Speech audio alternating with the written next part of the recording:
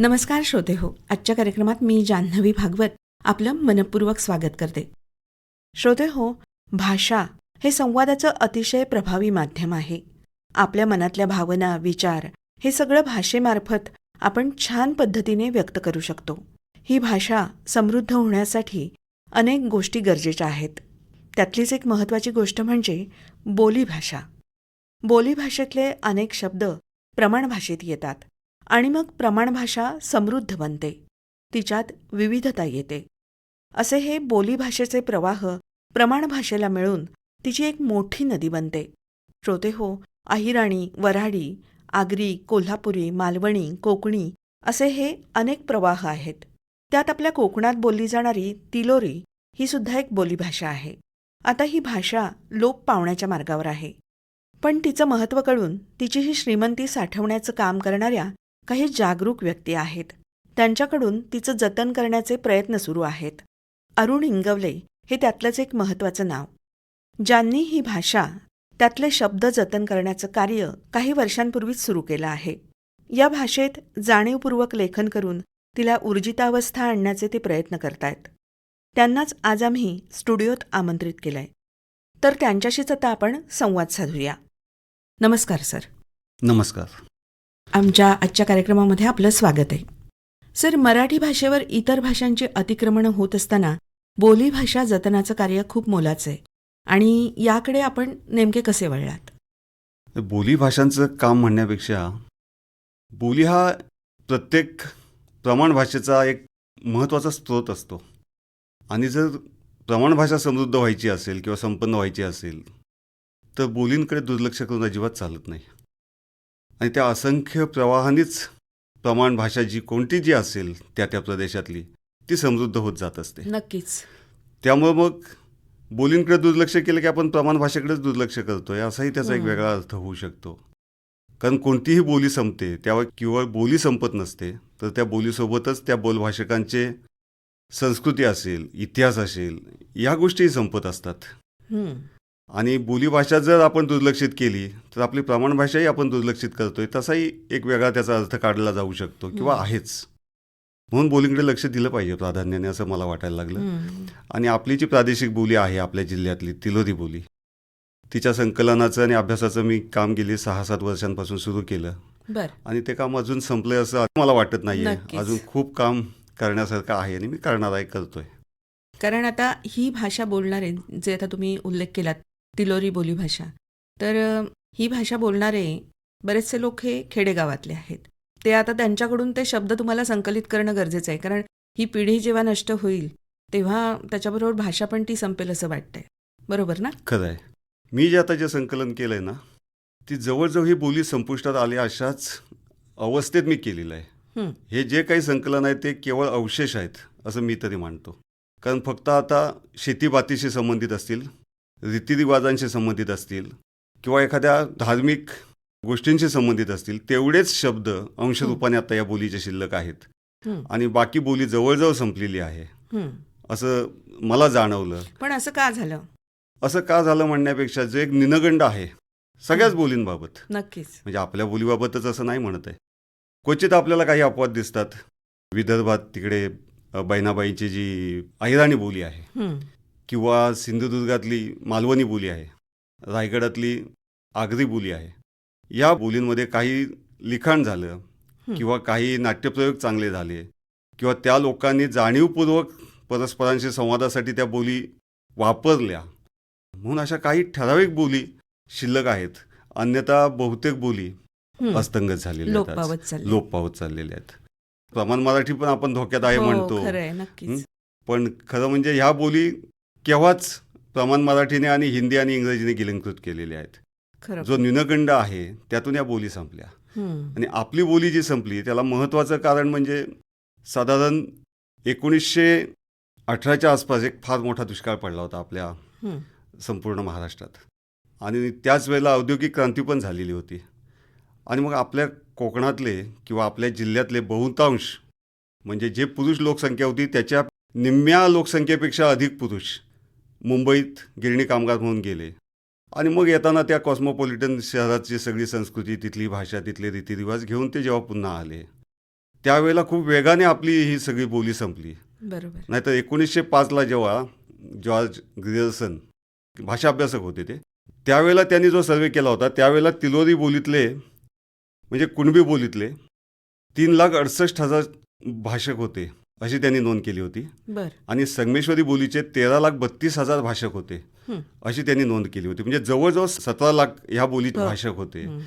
पण जेव्हा स्वतंत्र भारतात 55 वर्षांनी जेव्हा 60च्या आसपास आपला भाषिक सर्वे झाला, त्यावेळेला कुणबी बोली बोलणारे फक्त 3 लोक असल्याची नोंद आहे आणि संगमेश्वरी बोली बोलणारे लोक 0 आहेत. मग आता मला सांगा, एकदम 17 लाख लोक काय अंतर्धान पावले की कुठे स्थलांतर केलं? काही झालेलं नाहीये. झालेलं फक्त ते एक निनगंडातून हं. की आम्ही मराठी बोलतो असं सांगून आपली भाषा किंवा आपली बोली त्यांनी मराठी नोंदवली.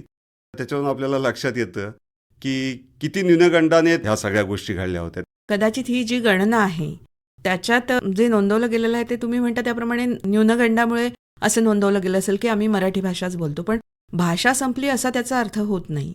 भाषा ते बोलतच होते असतील किंवा ते लोक जाणत होते असतील, पण तिथे सांगायचं त्यांना लाज वाटली असेल किंवा न्यूनगंड होता असेल म्हणून त्यांनी सांगताना असं सांगितलं असेल की आम्ही मराठी भाषा बोलतो, म्हणूनच एवढा गणनेत फरक पडला का? हो, 100%. हे जे मुंबईतून जे लोक आले ना, की जे थोडीशी त्यांच्याकडे आर्थिक सत्ता आली होती, त्यामुळे खेडेगावातल्या लोकांचं जे काही होतं ते गावढळ किंवा दुय्यम असंच समजलं बरोबर. गेलं.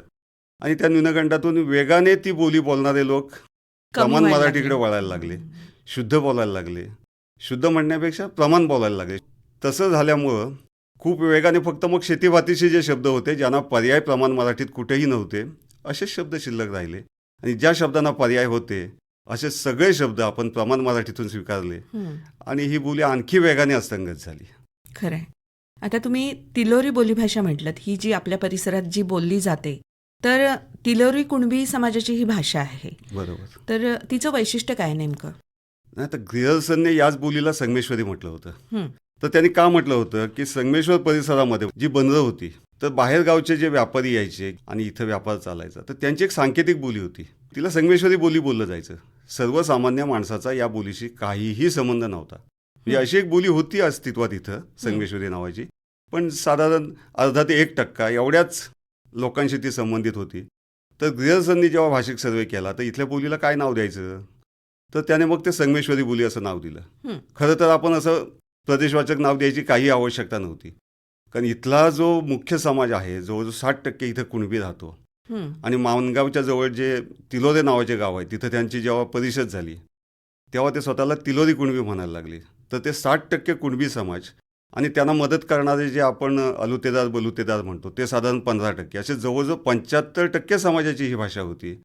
मग आपण त्या भाषेला संगमेश्वरी म्हणण्यापेक्षा तिलोरी का म्हणायचं नाहीत? हं. अन्याय केल्यासारखं होतं. अगदी. म्हणून मी तिलोरी बोली हा शब्द मीच प्रचलित केला आहे आणि तोच जास्त योग्य आहे असं मला ठामपणे वाटतं. आपला जो समाज आहे इथला, तो बऱ्याच वेळा मुंबईसारख्या ठिकाणी किंवा पुण्यासारख्या ठिकाणी नोकरीसाठी जातो आणि तिथे प्रमाण भाषा बोलली जाते त्यांच्याकडून आणि तीच गावात येताना ते घेऊन येतात. किंवा इथलीही मुलं आता इंग्रजी माध्यमाच्या शाळातून किंवा शहरातल्या शाळातून शिकायला लागली आहेत, तर त्यामुळे ही पूर्णपणे भाषा अस्तंगत होण्याचा धोका निर्माण झाला आहे असं मला वाटतं. त्याबद्दल तुमचं काय म्हणणं आहे? हो, खरं आहे. मी मागाशीच सांगितलं की शेतीभातीशी संबंधित शब्द किंवा रीतिरिवाजांशी जे संबंधित शब्द आहेत तेवढेच आत्ता इथं उरलेले आहेत. ते सुद्धा पिढीतल्या जुन्या हा, माणसांकडून जुन्या आपल्याला माणसांकडून. ऐकायला येतं. कदाचित पुढच्या पिढीत आपल्याला तेही ऐकायला मिळणार बरोबर. नाहीत अशी भीती वाटते मला. हं. पण तुम्हाला सांगू, या बोली ना जिवंत असतात. त्यांच्यात एक नक्कीच, नैसर्गिक नक्कीच. नैसर्गिक एक जसं झऱ्याचं वाहनं असतं ना, हं. तसं असतं. हं. आता आपण साधं जर उदाहरण घेतलं तर प्रमाण भाषेत आपण बांबू हा सर्वसाधारण शब्द आहे, सगळीकडे आपण तोच वापरतो, बांबू म्हणतो. पण जर तिलोरीचा विचार केला तर त्याला इतक्या छोट्या छोट्या सूक्ष्म छटा घेऊन त्यांनी त्यात हे केलं आहे. त्यांच्यासाठी बांबू वेगळा असतो, मेस वेगळा असतो, कळक वेगळा असतो, कोंड्या वेगळा असतो, माना वेगळा असतो, चिवा वेगळा असतो. म्हणजे हे असे जातीवाचक प्रकार असतात. एकाच बांबूला इतकी नावं आहेत. इतकी. शिवाय त्याचे जे वेगवेगळे भाग केले जातात, तुकडे केले जातात, त्या आकारावरून नाव आहेत, लांबीवरून नाव आहेत. अशी जवळजवळ 40 प्रकारचे शब्द केवळ मराठीत. जो बांबू आपण काय म्हणणार, बांबूचा तुकडा, हो. तसं नसतं. बिलपाट वेगळं असतं, चोय वेगळी असते, कामीट वेगळी असते, सापडी वेगळी असते. प्रत्येक गोष्टीला प्रत्येक आकारानुसार, त्यांच्या लांबीनुसार इतक्या सूक्ष्म अर्थछटा आहेत की ज्या प्रमाण मराठीत दिसत नाही आहेत. बरोबर. त्यामुळे बोली जी आहे ना ती अधिक संपन्न असते, अधिक प्रवाही असते, अधिक ताकदवान असते, अधिक अर्थवाही असते आणि अधिक सूक्ष्म अर्थछटा व्यक्त करणारी असते. कारण तिचा संबंध तिथल्या जगण्याशी असतो. हां. त्याच्यामुळे ती तितकीच प्रगल्भ असते. आता आपण उत्तर ध्रुवावर गेलो तर तिथं बर्फासाठी वेगवेगळे शब्द आहेत बर्फाच्या प्रकारानुसार. आपल्याला फक्त बरं. एक बर्फ किंवा आईस स्नो एवढंच माहीत असतं. हम्म. तसंच आहे. बैलगाडी असेल, घाणा असेल, नांगर असेल, यांचे छोटे छोटे भाग असतात. त्या प्रत्येक भागाला स्वतंत्र नाव आहे. हम्म. प्रमाण मराठीत ते नाही आहे. नाहीये, बरोबर. खरं तर ह्या भाषा जपल्या आपण, म्हणजे स्थानिक बोलीभाषा जपल्या, तर मराठी संवर्धनाला सुद्धा त्याचा खूप मोठा उपयोग होऊ शकतो. 100% हीच बाब कुणी लक्षात घेत नाही, ह्याचंच माझं दुःख आहे. म्हणजे एकावर एक अवलंबून असलेल्या ह्या गोष्टी आहेत खरं खरंच तर. आहे. आता ज्ञानेश्वरांनी जे म्हटले ना, 56 बोलींचा केलासे गौरव, भवार्णवी नावं उभारली. त्यांनी ज्ञानेश्वरीमध्ये ज्या 56 बोली होत्या मराठीच्या, त्या सगळ्या बोलींमधले शब्द घेतलेत. संस्कृत सोपं करून सांगायचं लोकांच्या बोलीत, लोकबोलीत म्हणून त्यांनी 56 ज्या बोली महाराष्ट्रात त्या काळात बोलल्या जात होत्या, त्या सगळ्या बोलींचा वापर केला. आणि आज आत्ता मी आपली संपलेली बोली म्हणतोय, तिचे जवळजवळ 12,000 शब्द जमवलेत. तुम्ही जर 56,000 गुणिले सरासरी 10,000 म्हणा प्रत्येक बोलीतले शब्द, तर आज आपल्याला 5,60,000 शब्दांची मराठीच्या डिक्शनरीमध्ये भर घालता येईल. बरोबर. शिवाय आता जे प्रमाण बोलीत जे 1,00,000 शब्द, आपण सगळ्यात मोठा जो कर्वे आणि दातेंचा जो शब्दकोश म्हणतो, महाराष्ट्र शब्दकोश, त्याचे जर 1,00,000 शब्द म्हटले तर जवळजवळ 7-7.5 लाख शब्दांची आपली डिक्शनरी होईल. नक्की. की ऑक्सफर्ड डिक्शनरी जगातली सगळ्यात मोठी समजली जाते, त्यापेक्षाही मोठी आपली मराठीची डिक्शनरी होईल. नक्कीच. पण आपणच करंटेपणा करतोय किंवा ह्या बोलींना दुय्यम समजतोय आणि ह्या शब्दांना दूर लोटतोय. त्यामुळे आपण आपलं नुकसान करून घेतलेलं आहे असं अगदीच माझं खरं स्पष्ट आहे. मत आहे. कारण कसं आता मराठीवरच इंग्रजी किंवा हिंदी किंवा अन्य कुठल्याही भाषांचं आक्रमण व्हायला लागलंय, तिथे बोलीभाषांवर तर ते होणं साहजिकच आहे. बऱ्याच जणांचा आक्षेप असाच असतो, अरे मराठीत जिथं संपत चाललंय तर तुम्ही बोलींचं कुठे आता काय संवर्धन आणि कशासाठी हे नको ते करताय वगैरे, असे काही जणांचे आक्षेप असतात. पण त्यांना मी हेच सांगतो की मला कोणतंही वेगळं भाषिक भेट करायचं नाही आहे किंवा कुठची भाषिक अस्मिता मला जागवायची आहे म्हणून मी करत नाही आहे. हे प्रमाण मराठीचंच काम आहे. प्रमाण मराठी जागवायची असेल तर प्रत्येकाने आपापली बोली जागवायला पाहिजे. तिच्यातलं जे जे काही ह्या आता सुवर्ण मोहरा म्हणू आपण मातीखाली गेल्यात नक्कीच. शब्दांच्या, हो. त्या शोधायला पाहिजेत. त्या खणून आपण त्या स्वच्छ लकलकीत करून पुन्हा मूळ प्रवाहात आणता येतात काय बघायला पाहिजेत. म्हणून आम्ही हे सगळं करतोय. यातून प्रमाण मराठीत संपते आणि तुम्ही या बोलींकडे कुठे वळलात, त्या आक्षेपांना काही अर्थ नाही अगदीच आहे. नाहीये. अगदीच. हे मराठीचंच काम आहे.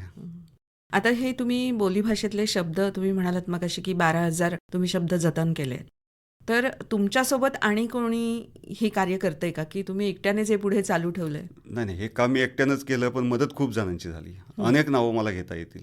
अनेकांनी मदत केली. 12,000 शब्द आहेत, जवळजवळ 750-800 म्हणी आहेत, वाक्प्रचार आहेत, शिवाय लोकगीतं आहेत, विधिगीतं आहेत. खूप मोठं संकलन झालंय. एकाच वेळेला ते सगळं प्रकाशित करता येणार नाहीत, खूप जाडजूड होईल ते पुस्तक. त्यामुळे मी तो विचार करतोय ते त्याचे कसे भाग पाडायचे किंवा आधी नुसता शब्दकोश करावा. त्या बोलीचं बरंचसं इतर संशोधनात्मक काम मी केलंय. अंगभूत व्याकरण तिचं असतं, तर ते शोधायचा मी प्रयत्न केलाय. त्याच्यावर जवळजवळ एक 60-70 पानांचं माझं लिखाण तयार आहे संशोधनात्मक.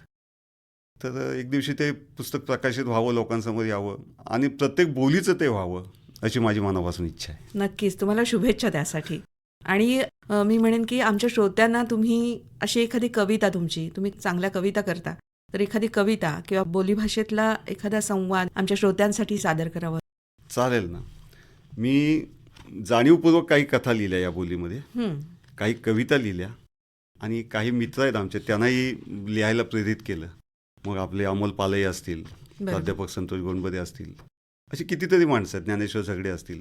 जाणीवपूर्वक त्यांना मी लिहायला लावलं की थोडंसं तरी आपण आपल्या बोलीमध्ये लिहायचा प्रयत्न करूया. ज्यांना त्या बोलीतला बऱ्यापैकी खाचाखोचा माहीत आहेत किंवा थोडीफार अवगत आहे, त्यांनी प्रयत्नपूर्वक हे करूया. आता माझ्या कविता संग्रह जो प्रकाशित झाला आहे, आबुड घेऱ्यातील सूर्य, 2017ला, त्यात म्हणजे मला मागे परिशिष्ट जोडावं लागलं जवळजवळ 200 शब्दांचं. नक्कीच. मी जाणीवपूर्वक काही शब्द त्यात योजलेत. काही आपोआप आलेत कवितेच्या ओघामध्ये, पण काही जाणीवपूर्वक योजलेत. काही कविता जाणीवपूर्वक मी लिहिल्यात आणि त्याचीच खूप चर्चा झाली. नक्कीच. कारण ही आता लोप पावत चाललेली भाषा आहे, तर लोकांना तिच्याविषयी कुतूहल हे असणारच. त्यामुळे तुम्हाला लोकांनी विचारलं असेल त्या कवितांविषयी. विचारलं. त्याचीच जास्त चर्चा झाली म्हटलं ना मी, की आपले जे 86व्या अखिल भारतीय साहित्य संमेलनाचे अध्यक्ष होते नागनाथ कोतापल्ले सर, बरोबर. त्यांनी प्रदीर्घ प्रस्तावना लिहिताना ह्या बोलीतल्या शब्दांचा जो वापर केला आहे त्याच्यावरच जास्त कौतुकाने आणि भारावून जाऊन लिहिलं आहे. त्यातली एखादी कविता मी तुम्हाला वाचून दाखवतो, म्हणजे तुम्हालाही अंदाज येईल. आमच्या श्रोत्यांना ती नक्कीच आवडेल. कवितेचं नाव आहे बारकू. आता ही सगळी नावं आहेत ती टिपिकल आपल्या कोकणी. बारकू असेल, कचऱ्या असेल, धोंड्या असेल, दगडू असेल, मुंगती असेल, हं, ही सगळी नावं आता तुम्हाला लोप पावलीत, आता फारशी दिसत नाहीत. तर त्यापैकीच एक नाव बारकू.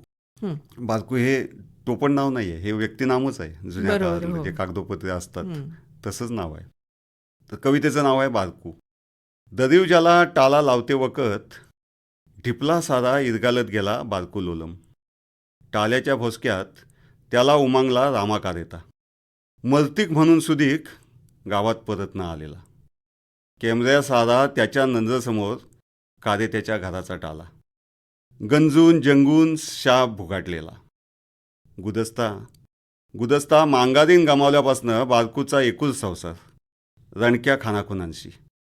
लेकासंगत मुंबईत जाण्याच्या धास्तीन आयनाच्या सगीन नाकडा सारा टणक बारकू शाप गलाटून गेला भिसक्या पेंड्या सारा. राती लेक बिनघोर घोरत होता तवा बारक्याच्या शेदावल्या डोळ्यात रात सरण्याची भिया आणि कानात टिटवीचे भवीस हाकारे. तो निरोपाचा हात फिरवीत राहिला पडवीतल्या निजुक्या कुत्र्याच्या अंगावर. आठवीत कोऱ्या चायमंदी दोघांनी उमलवून खाल्लेली पारोशी भाकरी. टाला लेकाच्या हातात सारून पुन्हा खोपटात शिरलेला रामा शोधित राहिला साना, भानोसा, फडताळ. शोधित राहिला बटवा, मांगरणीचा फोटू, उर्माल, चिलमीचा तलखडा.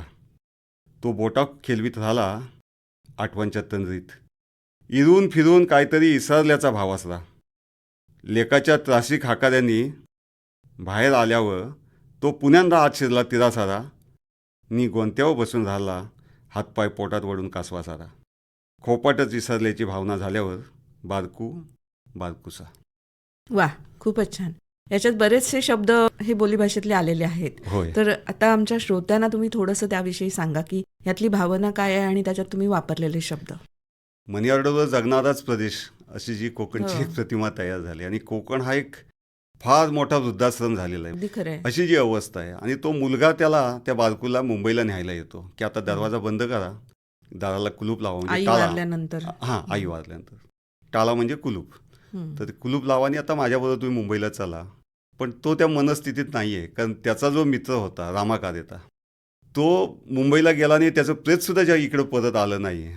मातृभूमीबद्दल एक मागच्या पिढीला ओढ आहे, हं. त्याने अजून ते सोडलेलं नाही आहे.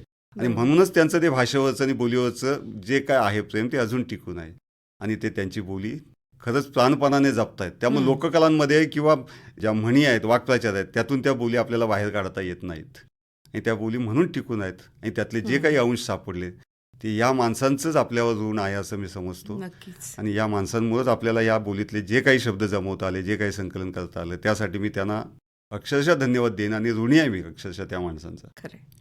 आता आपण मगाशी बोललो की मालवणी बोलीभाषा जी आहे, तर आता सिंधुदुर्गातल्या व्यक्ती ज्या काही आहेत त्या जर अगदी जगाच्या पाठीवर कुठेही गेल्या तरी दोन व्यक्ती त्या भेटल्यानंतर आपल्या भाषेतच म्हणजे मालवणीतच बोलतात.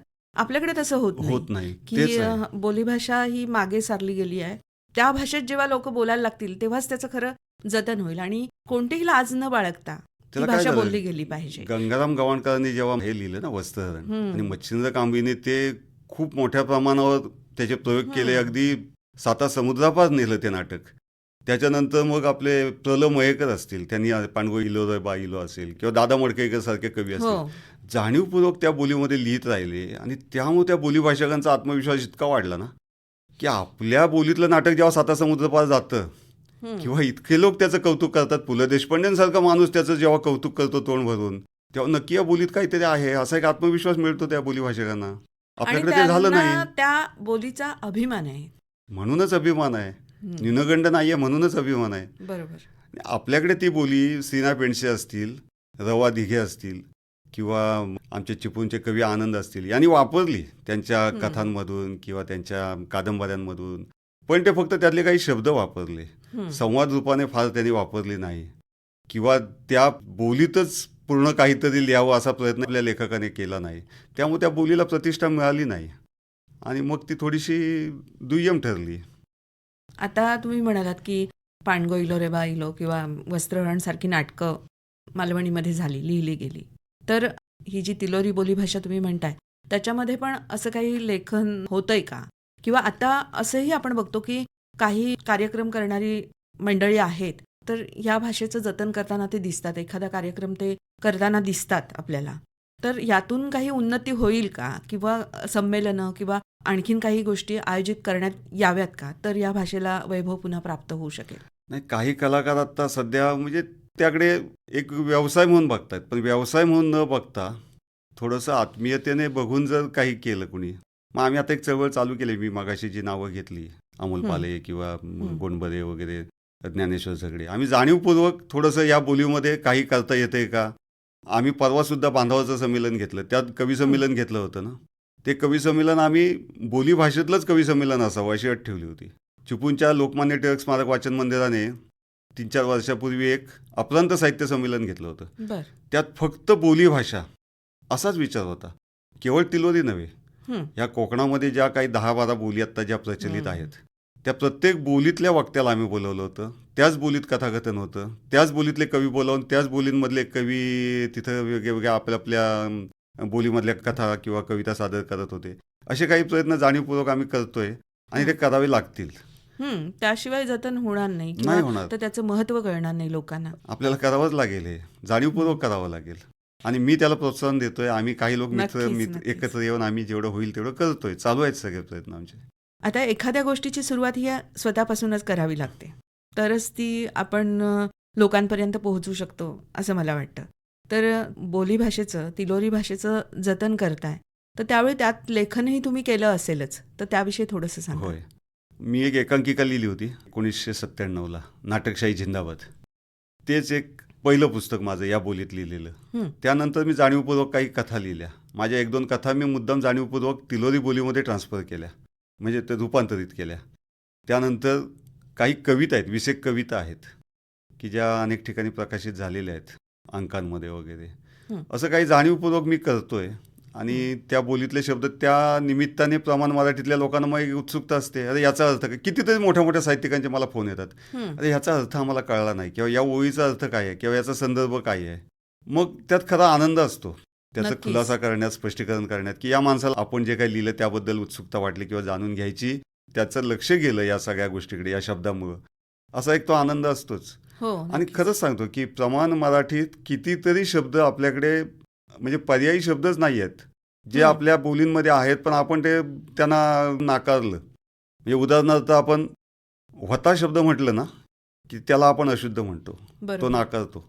पण त्याला न जोडून नव्हता केला की तो लगेच प्रमाण शब्द होतो. बरोबर. म्हणजे ही जी काही आपली हे मनोवृत्ती आहे, आहे मनोवृत्ती थोडक्यात म्हणता येईल, तर ती चुकीची आहे. ती चुकीची आहे. आता ॲलर्जीसाठी आपल्याकडे कोणता शब्द आहे मराठीत? नाहीच आहे. नाहीच प्रमाण आहे, मराठीत हां. शब्दच नाही आहे. पण तिलोरीमध्ये वावडा शब्द आहे, बरोबर. पण तो आम्ही स्वीकारणार नाही, आम्ही ॲलर्जी म्हणू. तुम्ही आता हे बोललात ना, की म्हणजे ॲलर्जीला वावडं हा शब्द आहे तिलोरी भाषेमध्ये. हां. तर असेच काही आणखीन शब्द सांगा ना आमच्या श्रोत्यांना. आपल्याकडे आपण सूर्यावर मळब आलं की फक्त त्याला मळब म्हणतो, हं.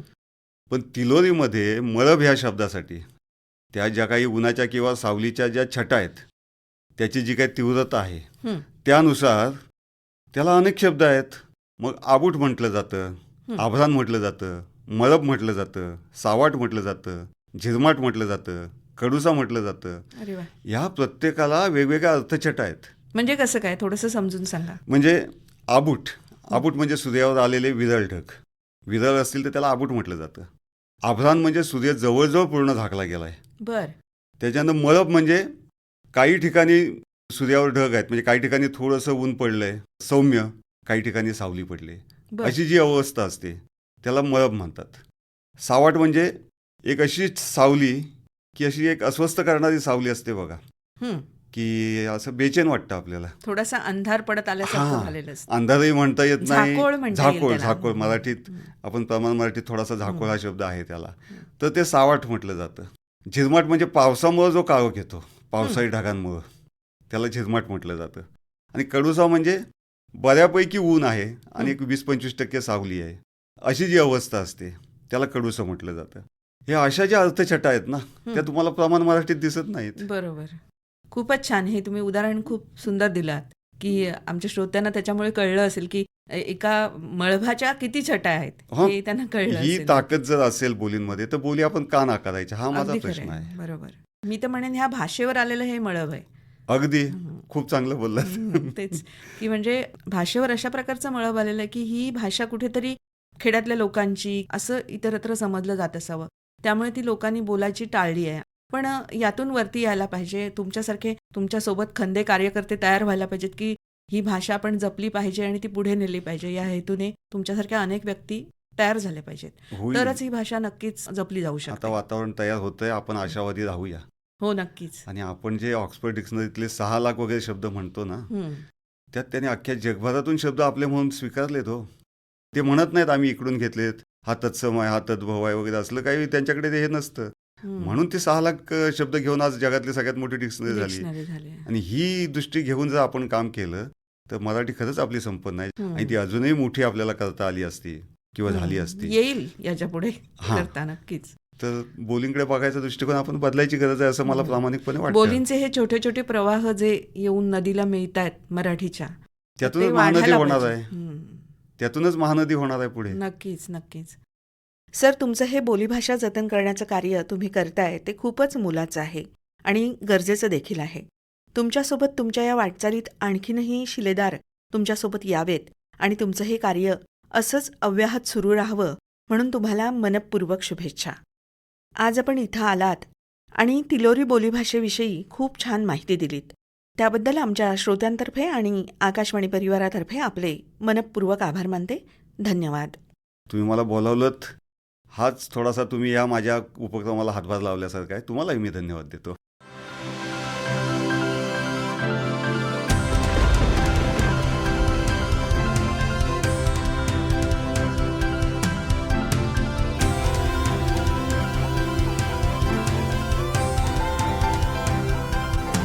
इंद्रधनुष्य